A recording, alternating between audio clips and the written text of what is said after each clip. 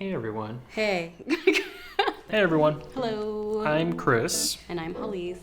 And this is Sans Gluten. Sans Gluten. Where we cook our culture gluten-free. This is your first time here, welcome. If it's your second or third time, thank you for coming back. Make sure to subscribe and follow and that sort of thing. And comments, we're somewhat active on the comment section. By we, he means me.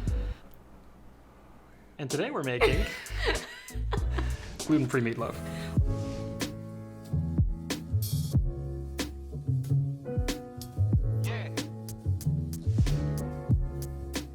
Woo! Gluten-free meatloaf! And you're probably thinking to yourself, it's just a meat loaf. Wouldn't that be gluten-free anyway? You'd be wrong. You'd be wrong because breadcrumbs play a predominant role. Actually, I don't know if it's predominant, but they play a role. They play a role. And you just need some sort of gluten-free breadcrumb. So we're using H-E-B brand original sea salt pretzel crackers are baked to perfection. He's reading the back, y'all. Yeah, I mean, they do the job. You just have to crumble them up quite a bit. Anyway, this recipe's really good. It's good for a weeknight. Again, as is my traditional recipe on Sans Gluten, you just dump it all in a bowl and then you throw it into a loaf tin and bake it. Take it out, slather some ketchup on it, and let it bake some more. Okay.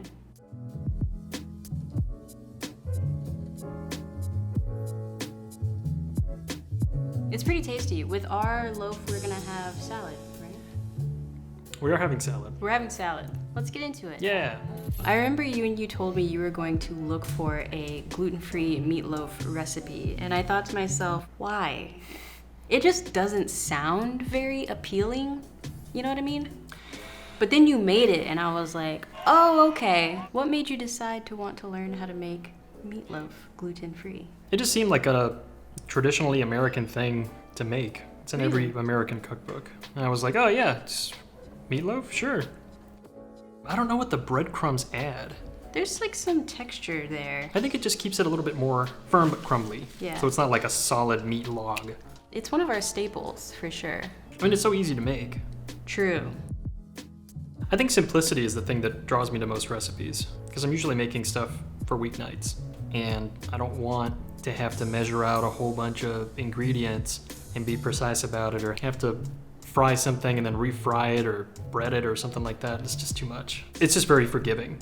I've never had meatloaf with gluten, so I have nothing to compare it to in regards to like what's a proper meatloaf supposed to be, you know? Like anything, there's two camps. So there's the camps where it's supposed to have ketchup, and there's the camps where it just is dry. Really? In the way that it was defined several decades ago. It was like a Sunday night meal where it's like we're cleaning out the fridge. We got some old carrots and celery and whatever, and we're just gonna dump it in there. Okay. And then how do we make it palatable?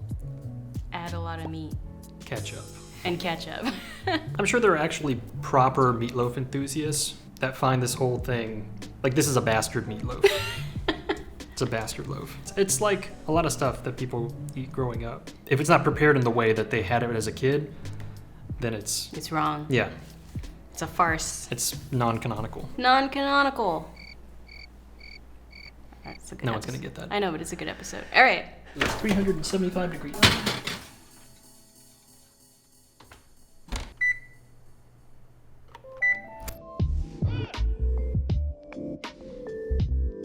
So if I am gonna make a salad from scratch, I usually like to work smarter, not harder.